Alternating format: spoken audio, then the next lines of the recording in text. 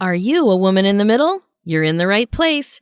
I'm Susie Rosenstein, and you are listening to the Women in the Middle podcast, episode number 5. Imagine living your life after 50 and feeling energized and excited about your future. Welcome to the Women in the Middle podcast, the podcast for women who are ready to figure out what they want and create the life they deserve. Here's your host and master certified life coach, Susie Rosenstein. Hey there. Thanks so much for joining me for this week's episode, which is all about feeling like you're in a midlife funk and why I think it's the best news ever. If you're feeling funky right now, please don't roll your eyeballs back into your head at this suggestion that your misery is actually a good thing. Please stay with me. I've been in a funk myself, and I've also coached dozens of women in the middle who have also been all funked up. And honestly, I really do believe that being in a midlife funk can be a really good thing. The reason why is because I think a midlife funk is your personal wake-up call for self-care.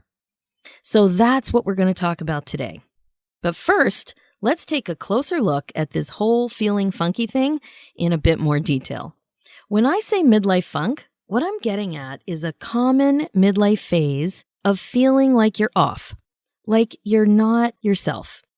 It usually happens somewhere between 40-ish and 60-ish, and a lot of times it's really not about an age, it's more about a phase or a stage. Now, some people it's an age, but in general, based on my research and based on the people I've been talking to for the last few years, it's really somewhere between 40-ish and 50-ish. Now, in the old days, we used to talk about feeling off like it was a midlife crisis. And I found one definition in the British dictionary that I liked. A crisis that may be experienced in middle age involving frustration, panic, and feelings of pointlessness, sometimes resulting in radical and often ill-advised changes of lifestyle. I love that definition. And the image that always pops into my mind when I think about a midlife crisis is a balding 50-year-old man driving this snazzy red sports car or having an affair on his wife of 25 years. So I don't know, like a woman doesn't pop into my mind, but when I think of midlife crisis, I think of a man, and that's my image. So when I talk about midlife funk, that's not what I'm talking about. I wouldn't call a midlife funk a crisis, but I would call it not being yourself and being keenly aware of it. So when I use the term midlife funk, I'm talking about the feeling that's before any big change, because the feelings that I'm talking about usually prevent a big change. My clients describe it like this. I've been keeping careful notes, and it's pretty common the way they describe it. So it's things like this: feeling unsure of what to do, having a hard time making a decision, not having clarity, feeling stuck, like you can't figure things out, feeling like you're searching, looking for answers that you just can't find, feeling confused, feeling overwhelmed, feeling stagnant, feeling like you're wasting time, feeling bored, having a sense that there's more out there for you, sensing that you're ready for some kind of change, but not knowing exactly what it is or how to make it happen. And I have to admit, it took me some time to figure out how to talk about this combination of thoughts and feelings in a way that really made sense and was relatable. Using the words midlife funk seemed to do the trick. When I talk about midlife funk, people totally seem to get it. So like a midlife crisis, a midlife funk can also be found in the dictionary. Merriam-Webster defines being in a funk as being frightened and shrinking back from undertaking action. I think that resonates. What do you think? Becoming frightened and shrinking back from undertaking action. That's what I'm talking about. So most women in a midlife funk are pretty sure that it's not a midlife crisis. In their minds, a crisis seems like it would be bigger, maybe more debilitating, maybe more stressful, with way more emotional turmoil, maybe even depression. And that is not what is going on with a midlife funk. A midlife funk seems to feel more like being temporarily stuck. So while it's probably not crisis worthy, it shouldn't be ignored. Something's going on with you if you're in a funk, and it's different and it's negative. So what's really important to notice is that you're frustrated and sick of feeling like this. Like I said, you are ready for change. If you're feeling funky, you're ready for change. If you only knew what to do. That's the catch. This funk is dragging you down. And when it happened to me, I had no clue what was going on. I was 45 or 46-ish, and it started, I was like bored at work. And there was a lot of reorganization going on at the time where I worked, and I was trying to stay positive and open-minded about it. You know, the direction of my department, it was new, and my job description was changing. And I remember really trying to be positive, like really trying to stay open. But even with my effort, I couldn't ignore the thought that I had a sense that I'd probably been at my job too long, and it wasn't doing it for me anymore. Don't get me wrong, everything about my job looked great on paper, and I continued to have some cool projects. But I had this been there, done that feeling more and more. Like I couldn't shake it as much as I tried. I found myself whining about my career to my friends. I feel kind of bad about it, but it came up a lot. And friend after friend kept suggesting to me that I go back to school, maybe take another look at my education and see what else I could do with it. I would say things like, I just don't know what I want. And I'm afraid to leave my job. I mean, I've got 5 weeks vacation and I have this really great benefits package. Blah, blah, blah. I mean, honestly, it just went on for a long time. What I know now that I didn't know then was the power of my thinking, and that it was my thinking that was keeping me stuck in my midlife funk. I didn't realize that I didn't understand that my thoughts were optional. I didn't realize that I misunderstood what was really going on. When I would say things like this to my friends, that I didn't know what I wanted, I thought I was just sharing the news, that this was the situation and that I was stuck with it. I had absolutely no awareness or understanding that my thoughts were actually creating my results of feeling stuck and confused. Let me explain. When I thought the thought, I don't know what I want, I also felt a feeling. This seemingly innocent thought was actually creating feelings, and they weren't the kind of feelings that I would choose on purpose to get myself out of feeling confused. That's the irony. I felt hopeless. I felt lost. I felt overwhelmed. I felt fearful of making a mistake. And when you feel hopeless, lost, overwhelmed, and afraid, you're not your best motivated self, feeling empowered to conquer the next exciting chapter in your life. And that's what happened to me. So the result that I created for myself was no change, no clarity, no movement. This totally proved my thought that I didn't know what to do. So the more I thought I didn't know what to do, the more I created the result that I didn't know what to do. And that's what happens. It's classic example of your results proving your thoughts. You may remember that back in episode 2 of the podcast, I explained exactly how the thought model works. So we have circumstances in the world, things that happen. Then we have thoughts about them. Our thoughts create our emotions or our feelings. And then we behave based on our feelings. We're either resisting or reacting or acting based on how we feel.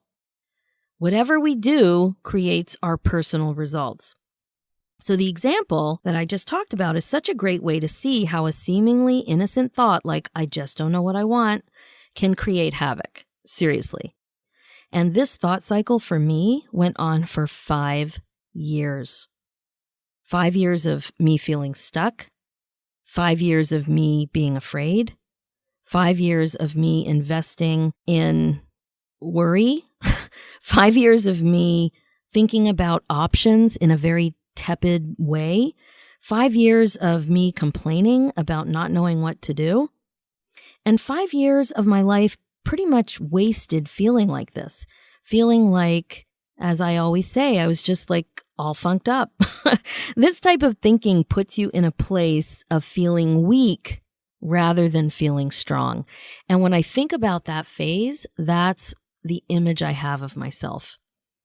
I found myself hoping that I would just wake up one morning and have clear insight into what to do with my life next. Like I was hoping to be hit by a bolt of lightning-filled insight. That would be great. Or better yet, for my mommy to just tell me what to do. Like I remember thinking, I just wish somebody would tell me what to do. It was very frustrating and painful. And honestly, I can't believe it went on for as long as it did.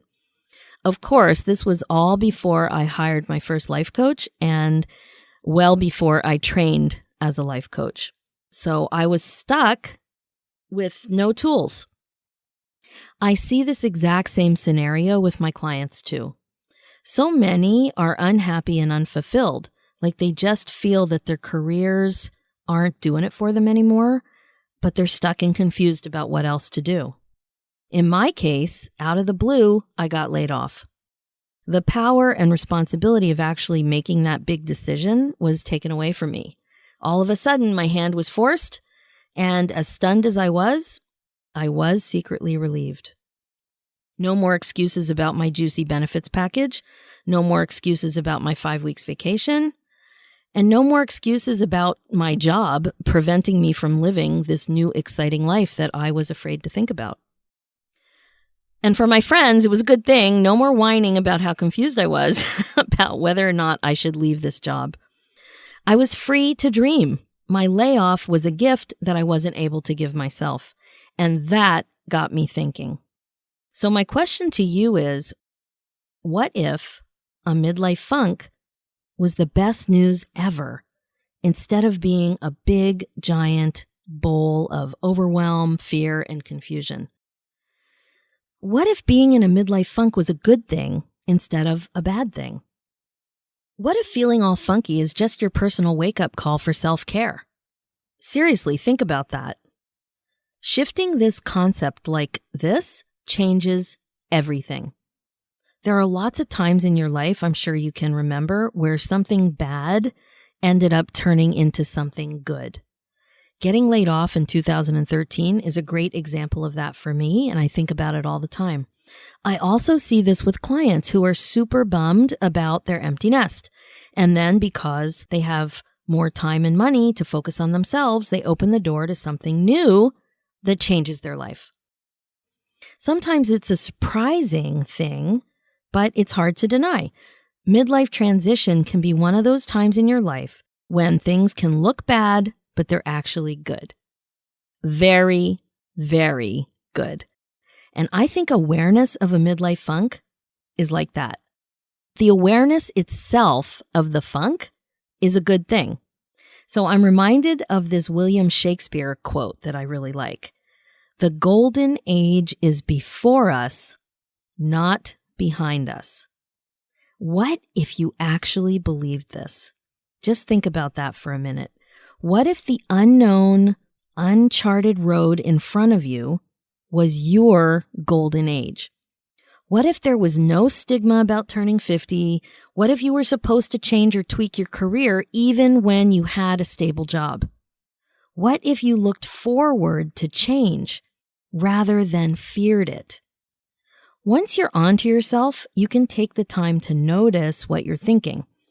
Even now that you're thinking about all of this that I just mentioned, even for just a few uninterrupted minutes, I'm sure you'll notice that you have some thoughts that are not in line with this suggestion.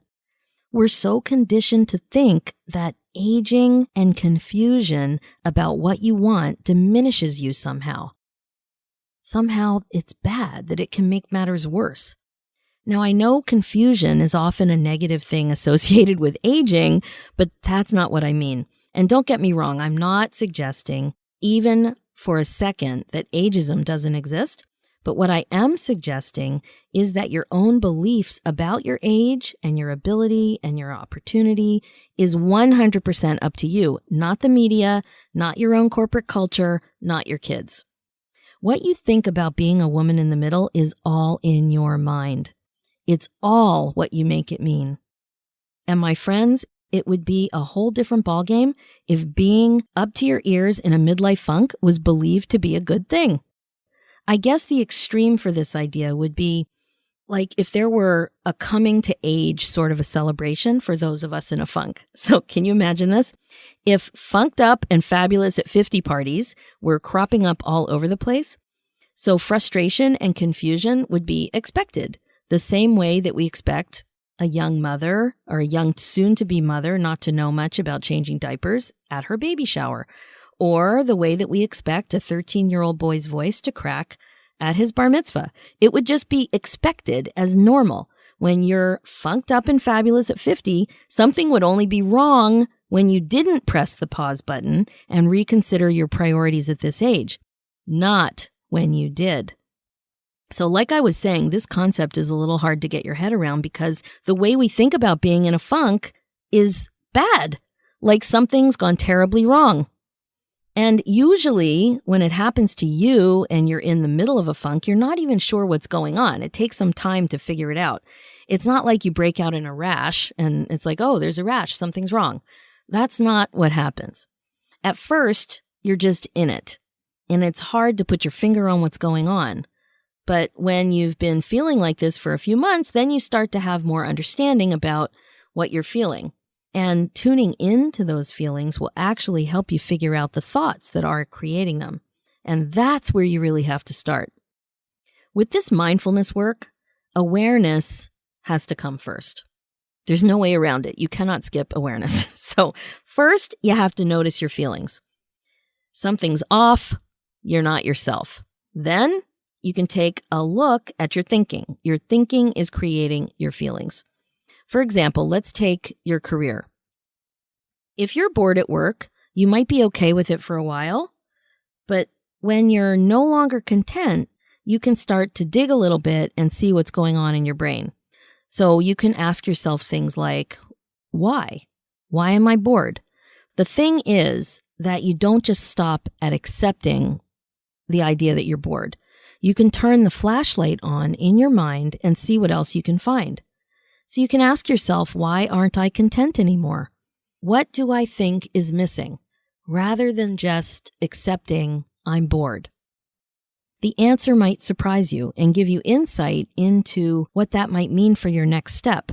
It might not be the specific assignment or project that you're working on either. It might be a bigger issue, like you're not satisfied working behind the scenes anymore, or you're ready for more responsibility, or you're tired of having a manager, or you just can't take it anymore that it takes so long to get things done. Perhaps now that you think about it, you don't find your work meaningful anymore. And maybe you want to give back directly somehow. Who knows? Your job just doesn't fit with who you are now and what you want to be. What's important is to start by linking your thoughts to your feelings. So that's just an example about work. Let's take another one. Let's say your empty nest is looming. Your youngest child just got accepted to college and you're starting to anticipate what your life will be like next year with no kids living at home. You notice you've been sad lately, but you couldn't really figure out why. You can definitely see that you're thinking about missing your kid. But when you sit with your feelings for a bit, you can try to dig deeper and ask yourself why. What else are you thinking that's making you sad? What are you making missing your kid actually mean? What are you making not having any kids at home mean? When you dig and are open to understanding how your thoughts are creating your results, it's much easier for you to also see that there's a thought driving your sadness. You might find yourself thinking about what your relationship with your adult kids will be like and what your main identity will be going forward. And that might be what's really going on with you in your funk. You might even be stressed out that you don't have any excuses anymore for what you really want to do. Let me give you another example. let's talk about your 50th birthday or a milestone birthday or any birthday. Something is coming up. You're starting to make plans that look really good on paper, but you notice that your heart is just not in it. You keep moving forward. You're trying to have fun. Your friends are asking about your plans and you're participating and you're brainstorming and you're, actually saying this is happening. But the truth is that you're not yourself. You're surprised because you really want to do the thing you've planned to do. And after you take some time to ask yourself what you're making this birthday mean, you see that you're thinking that this is the age that you'll finally be old. For some reason, turning 50 or whatever age it is for you feels sad because you're focusing on regrets or what you don't have time to do anymore. This is the thought that is taking the wind out of your sails. So like we've said before, our thoughts always create our feelings, but sometimes we feel the feelings before we can see the thoughts that are causing them. Some people are really good at the thinking part and other people are really good at the feeling part. But the work that we're doing here in this podcast, this kind of mindfulness work, is really to help you understand and to show you that thoughts are creating your feelings. And that, my friends, is why I think a midlife funk is the best news ever, honestly. A midlife funk is a wake-up call that you're ready to evolve. It's a little tap on your shoulder that you're ready to grow. It's a whisper. It's a hint. It's a gentle push. It's a hug. Yes, a hug. A midlife funk is your brain telling you that it's time for self-care. That it's time for you to take care of you. Mindfulness is in order. Living with intention is in order. Regret-proofing your life is in order. You know deep down that something has to change. I know you do, or you wouldn't be listening to this podcast. Your midlife funk is there to help you take the next step. Your midlife funk loves you, so love it back. Take the time to notice your feelings. Take the time to listen. Take the time to think. Take the time to love yourself right out of your funk and into the next best version of yourself. Seriously, when I'm thinking about my funk loving me, that it's there for me, I feel so much compassion for myself and my confusion. I wish I would have known that. I don't know when it was, 7, 8 years ago when I was up to my ears in a funk myself. And I really want you to think about that, to think about a midlife funk and your frustration and your confusion and your crossroads as you being you exactly the way you need to be you right now, right here. And it's time for you to just love yourself right out of that funk.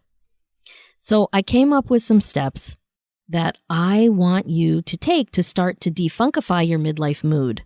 Okay, so first, take a few minutes and actually write down how you would describe the problem you're having in your life. Okay, ask yourself why you think you're having this problem. What makes it a midlife problem? What have you done so far to try to solve the problem? Then, take a close look at those notes. What about the problem is a circumstance? And what about the problem is a thought? Remember that the circumstance is neutral. So look at your notes and pick out the factual part of the problem. The thought, on the other hand, is what you make it mean. It's the optional sentence that's in your mind. So when I'm looking at my notes, I like to just put a little T for a thought and a little C for circumstance or an F for fact. And I just jot it down right on it. I like to use colorful highlighters. It makes it more fun.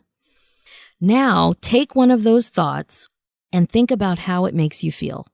Remember, your thoughts are creating your funk, not what's going on in your life. Your thought is creating your feeling, not your layoff, not your project at work, not your kid going to college, not your upcoming birthday. What's happening in your life is neutral. It's what you're making it mean that is creating your feelings of being frustrated or feeling off or sad or stagnant or whatever you're feeling. Remember, the good news is that your midlife funk is helping you see all of this clarity. That's why you love your funk, and that's why your funk loves you.